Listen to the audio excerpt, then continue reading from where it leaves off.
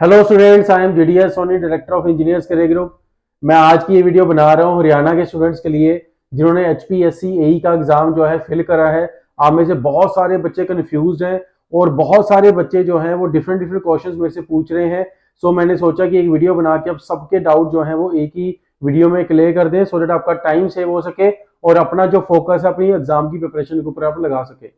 सो इस वीडियो को लास्ट तक जरूर देखें और साथ साथ अपने फ्रेंड्स को भी शेयर करें, सो दैट आपके साथ साथ आपके फ्रेंड्स के भी जो डाउट्स हैं वो भी इस वीडियो के थ्रू सारे क्लियर हो सके। तो सबसे पहला जो डाउट आ रहा है बच्चों के मन में, जो अदर स्टेट के स्टूडेंट्स हैं जिनको ये लग रहा है कि हमारे को हरियाणा में अगर अप्लाई करना है तो हम क्या कैटेगरी में अप्लाई कर सकते हैं कि नहीं कर सकते हैं। सबसे पहले मैं आपको बता दूं कि इसमें अदर स्टेट के जो स्टूडेंट्स हैं वो जरूर एलिजिबल रहेंगे अगर आपने 10th लेवल पे हिंदी और संस्कृत का एग्जाम जो है क्वालिफाई करा हुआ है। सेकेंडली, जो आप कैटेगरी को बात कर रहे हैं, कैटेगरी का जो बेनिफिट है वो सिर्फ हरियाणा के रेजिडेंट्स को ही मिलेगा। मींस जिनके पास हरियाणा का डोमिसाइल है, जो हरियाणा के स्टूडेंट्स हैं, सिर्फ वही कैटेगरी के बेनिफिट ले सकते हैं। अगर आप अदर स्टेट से बिलोंग करते हैं और आप कैटेगरी को बिलोंग करते हैं बट आप हरियाणा में एज ए जनरल कैटेगरी ही आपको अप्लाई करना पड़ेगा। सो अपने मन में कोई भी डाउट नहीं रखना है। तैयारी जब आपने करनी है तो पूरा मन और अच्छी तरह से तैयारी करो, ये सोच के कि मेरी अगर कैटेगरी वहां पे लगेगी तो ही मैं अप्लाई करूं, तो ही मैं तैयारी करूं। तो ऐसा कुछ नहीं होता है। अगर आप सही ढंग से तैयारी करेंगे, मैंने बहुत सारे बच्चे देखे हैं जो कैटेगरी के होते हैं और पढ़ने में अच्छे होते हैं तो वो जनरल की मेरिट लिस्ट में भी अपना नाम लेके आते हैं। तो अपना जो फोकस है वो पढ़ने के ऊपर रखें। अगर आप सही ढंग से तैयारी करेंगे तो 100% आपका सिलेक्शन होगा। सेकंड जो इंपॉर्टेंट बात है वो सिलेबस को लेके बहुत सारे बच्चे कंफ्यूज हैं। डिफरेंट डिफरेंट मैसेज और डिफरेंट कॉल मेरे को आ रही है कि सर सिलेबस क्या रहेगा। सिविल वाले बच्चों का कॉमनली डाउट है कि जो पंचायती राज डिपार्टमेंट में सिलेबस आया था क्या वही सिलेबस रहने वाला है कि इरिगेशन डिपार्टमेंट के लिए नया सिलेबस आएगा।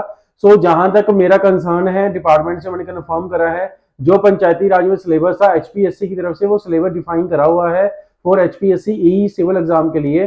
सो आपका सिलेबस वही रहने वाला, उसी सिलेबस को फोकस करके अपनी तैयारी आगे करें। जो बच्चे मैकेनिकल और इलेक्ट्रिकल के हैं, जिनके मन में ये डाउट है कि सिलेबस क्या रहने वाला है, तो आप गेट के सिलेबस को फोकस करें। बिकॉज सिविल का भी जो ई का सिलेबस था वो कहीं ना कहीं गेट और ईएससी को ही फॉलो करा हुआ है, तो मैकेनिकल का भी कहीं ना कहीं गेट और ईएससी के सिलेबस को फोकस करके ही डिजाइन करा जाएगा। देखो, आप किसी भी स्ट्रीम से बिलोंग करते हैं, सिविल से करते हैं, इलेक्ट्रिकल से, मैकेनिकल से करते हैं, जो आपके कोर टॉपिक्स रहते हैं जो आपने थर्ड सेमेस्टर में पढ़े हैं, फोर्थ सेमेस्टर में पढ़े और फिफ्थ सेमेस्टर में पढ़े हैं, वो सारे टॉपिक आपके सिलेबस में रहने वाले हैं। सो इस बात को एक साइड करके कि मेरा सिलेबस क्या रहने वाला है, सबसे पहले जो आपके बेसिक और इंपॉर्टेंट सब्जेक्ट्स हैं उनसे पढ़ना, अपनी तैयारी जो है वो शुरू कर दें।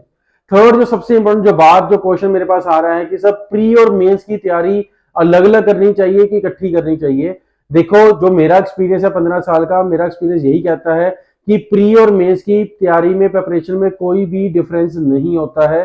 प्री और मेंस की जो प्रिपरेशन है वो इकट्ठी ही आपको करनी पड़ेगी। और सेकंडली, हरियाणा जैसा एग्जाम हो चाहे एसएससी जेईई जैसे एग्जाम जिसमें मेंस का एग्जाम होते हैं, प्री और मेंस के एग्जाम में आपको सिर्फ 45 से 60 दिन का टाइम मिलता है।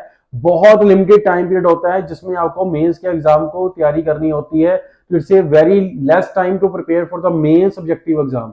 सो अगर आप अभी तैयारी कर रहे हैं तो ऑब्जेक्टिव और सब्जेक्टिव दोनों को पैरेलल लेके चले।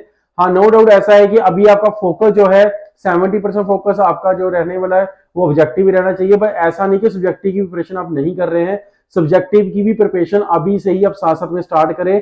चाहे शुरू में आप 1 आवर 1.5 आवर का टाइम देते हैं क्वेश्चंस की प्रैक्टिस के लिए और साथ में डेरिवेशंस की प्रैक्टिस के लिए, थ्योरी क्वेश्चंस के जो डायग्राम्स होते हैं उनको एलैबोरेट करने के लिए, ये प्रैक्टिस आपको अभी से ही स्टार्ट करनी पड़ेगी, तो ही फाइनल एग्जाम में जो है वो अच्छा परफॉर्म कर पाएंगे। अगर आप सब्जेक्टिव की तैयारी अभी से शुरू करेंगे तो आपको एक बहुत बेनिफिट, बड़ा बेनिफिट मिलेगा, वो ऑब्जेक्टिव में है। बिकॉज जब हम सब्जेक्टिव की तैयारी करते हैं तो बहुत ज्यादा डिटेल्ड में हम लोग पढ़ते हैं, तो जो थ्योरी क्वेश्चंस आते हैं आपके ऑब्जेक्टिव में, जो जिनको आप डेप्थ वाले क्वेश्चंस बोलते हैं, वो सारे क्वेश्चंस आपके वन गो में क्लियर हो जाएंगे।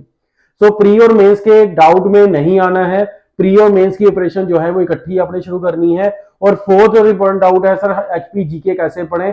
एचपी जीके का देखो वेटेज बहुत ज्यादा नहीं आना है। एज पर एग्जाम वेटेज में देखूंगा तो बहुत कम वेटेज है। 80 मार्क्स का टेक्निकल है, 20 मार्क्स का जो है वो नॉन टेक्निकल है। तो उसमें भी हरियाणा जीके आनी है, रीजनिंग आनी है, सारे टॉपिक मिला के आएंगे। सो हम आपके लिए स्पेशल जो है हरियाणा जीके का कोर्स चला रहे हैं। ऑनलाइन जो कोर्स है वो आप कर सकते हैं, जिसमें हरियाणा जीके की स्पेशल जो क्लासेस हैं वो आपको प्रोवाइड करी जा रही हैं। तो हरियाणा जीके क्लासेस के लिए आप हमारे हेल्पलाइन नंबर 1800 120 1272 पे जाके पूरी जानकारी जो है वो ले सकते हैं। लास्ट जो सबसे बड़ा डाउट आ रहा है, सर कौन सी बुक्स हमारे को फॉलो करनी चाहिए और कौन सा मटेरियल हमारे को फॉलो करना चाहिए। सो मैं इसके लिए बता दूं कि आप अपने स्टैंडर्ड ऑथर जो बुक्स है उनको फॉलो करें। अगर आप बिल्कुल प्रिसाइज और कंसाइज मटेरियल चाहते हैं तो इंजीनियर्स स्टडी ग्रुप ने ऑलरेडी स्टडी मटेरियल डिजाइन करा हुआ है, जो एचपीएससी एई के एग्जाम और आपकी स्टेट के एग्जाम से ओरिएंटेड डिजाइंड है। आप उस मटेरियल को बाय कर सकते हैं और अपना जो एग्जाम है उसके हिसाब से प्रिपेयर कर सकते हैं। मैं आपको यहाँ पे एक और सजेशन देना चाहूंगा कि आप मटेरियल को सिर्फ बाय मत करें, साथ में टेस्ट सीरीज के ऊपर फोकस करें। अगर आप प्राइवेट जॉब कर रहे हैं तो अगर आपके पास डे टाइम में टाइम बिल्कुल भी नहीं है प्रिपेयर करने का, और बट आप शिफ्ट करना चाहते हैं एई के एग्जाम में, जब आप ऑलरेडी जेई जॉब कर रहे हैं तो आप एई का एग्जाम जो है क्लियर करके प्रमोट होना चाहते हैं, तो आप इंजीनियर्स ग्रुप के ऑनलाइन लाइव जो कोर्सेज हैं जो अर्ली मॉर्निंग और लेट इवनिंग में सिर्फ चलाए जाते हैं वो आपके लिए बहुत ज्यादा बेनिफिशियल जो रहने वाले हैं।